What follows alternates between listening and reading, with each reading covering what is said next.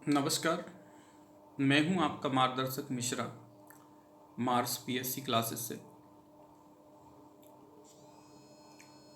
MPPSC के वो विद्यार्थी जो मेंस की तैयारी में लगे हुए हैं, अब ये मान के चलें कि नवंबर में जैसे ही माननीय उच्च न्यायालय का डिसीजन आ जाएगा, और आ जाना चाहिए, चुनाव के बाद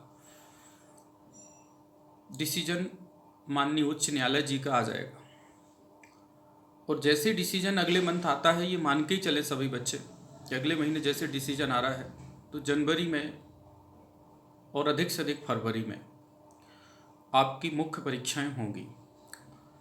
और वो विद्यार्थी जो पीएससी प्री के लिए तैयारी कर रहे हैं, वो भी मान के चलें कि अगले महीने तक, नवंबर के अंत तक विज्ञापन आना चाहिए, और परीक्षा वही फरवरी मार्च तक होना चाहिए।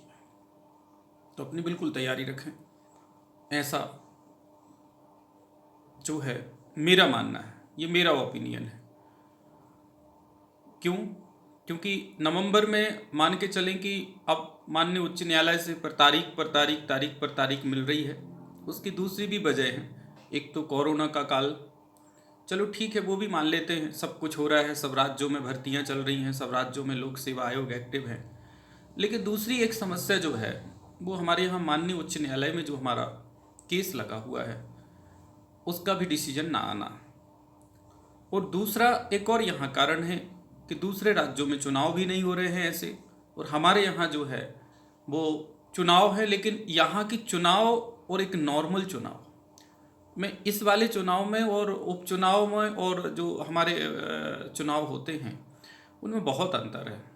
ये चुनाव की कुछ महत्वता ज़्यादा ही है।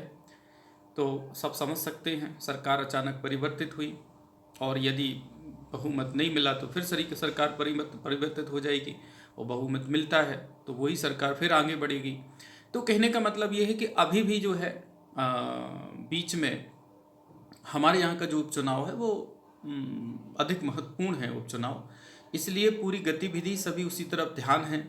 तो वो विद्यार्थी लेकिन जो मेंस की तैयारी में लगे हैं, वो मान के चलें कि उनको जनवरी फरवरी में मेंस लिखना ही है, ये मैं कह सकता हूँ, लिखना ही है।